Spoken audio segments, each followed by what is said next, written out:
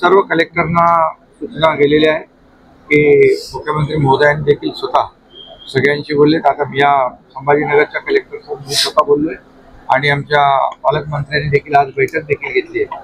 त्यामुळे तातडीने पंचनामे होतील आणि कुठेही शेतकऱ्यांना वाऱ्यावर सोडणार नाही। आम्ही आपल्याला माहित आहे की शेतकऱ्यांच्या पाठीशी उभं राहणारं सरकार आपलं माहितीचं आहे। त्यामुळे अवकाळी आणि गारपीट याच्यातून शेतकऱ्यांना कुठेही दिलासा देण्याचा जो काही काम आहे शेतकरी आधीच नाराज आहे। कर्जमाफीवर गोंधळ सुरू आहे आणि त्यात यावेळेसही दुर्लक्ष सुरू आहे। कर्जमाफीच्या मुद्द्यावरही शेतकऱ्यांना अपेक्षित आहे की बघा, आता आम्ही निवडणुकांमध्ये जो काही वचननामा दिलेला आहे त्या वचननाम्यामध्ये जे काय आम्ही जनतेला आश्वासन दिलेले आहे, आता बघा सुरुवात झालेली आहे। आता एक एक करून आम्ही पुढे जातो टप्प्याटप्प्याने। त्यामुळे आणि आपण लाडकी बहीण योजना त्याचं येणारं सगळं काही आपल्याला लागणारे पैसे, विकासाला पैसे, ज्या योजना सुरू आहेत त्या सुरू ठेवण्याला पैसे, हे सगळं करता करता आपण जे आम्ही बोललोय, जे आम्ही निवडणुकीला वचननाम्यामध्ये जे मुद्दे आम्ही आणि जी आश्वासन दिलेली आहे ते आम्ही टप्प्याटप्प्याने पुढे पार पाडतो। हा प्रिंटिंग मिस्टेक, आमचं प्रिंटिंग मिस्टेक करणारं सरकार नाही। आम्ही जे बोलतो ते करतो आणि लोकांनी आम्हाला भरभरून मतदान केलेलं आहे।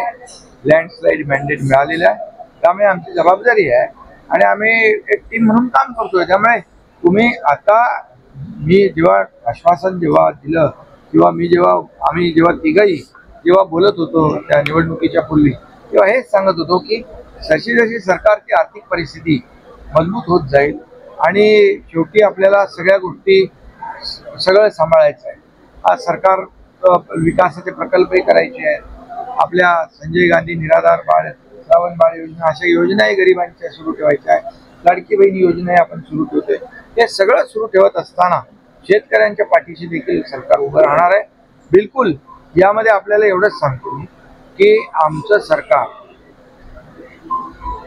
इतर लोकांसारखं प्रिंटिंग मिस्टेक म्हणणारं नाही। सामाजिक न्याय विभागाला निधी मिळत नाही, त्याच्यामुळे संजय शिरसाट यांनी त्यांचा उल्लेख केलेला पण आहे। तर तो निधी कसा आता या बजेटमध्ये काही विभागांना नक्कीच काही बजेटमध्ये पैसे कमी मिळाले, परंतु पुढच्या या आपल्या जुलैमध्ये होणाऱ्या पुरवणी बजेटमध्ये हे सगळं शेवटी कसं आहे, हा सर्व आर्थिक विषय आहे।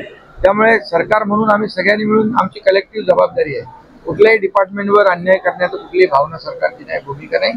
आणि आता कमी मिळाले असतील बऱ्याच सगळ्याच डिपार्टमेंटला काही पैसे आपल्याला थोडी काटकसर करावी लागली आहे, परंतु पुढे ती भरून काढली जाईल। अजित पवार आणि शरद पवार एकत्र येण्यासाठी बैठक सुरू आहे। राष्ट्रवादी काँग्रेस आणि शरद पवार दोघेही बोलतायत एकमेकांच्या कानात। अरे बाबा, आज आम्ही सहकारला 150 वर्ष झाली आणि म्हणून आपली जी राज्य सहकारी बँक आहे त्याचा कार्यक्रम होता। मी होतो तिकडे, शरद पवार साहेब होते, अजित पवार जी होते, मुख्यमंत्री जी होते, गडकरी साहेब होते।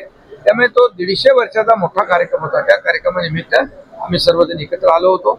त्यामुळे आता तुम्ही सहकार वाढत चाललाय, पण गेली काही दिवस सहकार वाढत चाललाय। तुम्हाला नवा सहकारी मिळणार आहे। अरे बाबा, प्रत्येक पक्षाचा हा विषय असतो, प्रत्येक पक्षाचा हा अंतर्गत विषय असतो। त्यामुळे शेवटी हे मला विचारलं नाही पाहिजे, तुम्ही त्या दोघांना विचारलं पाहिजे। एकट्याने संघर्ष करायचा।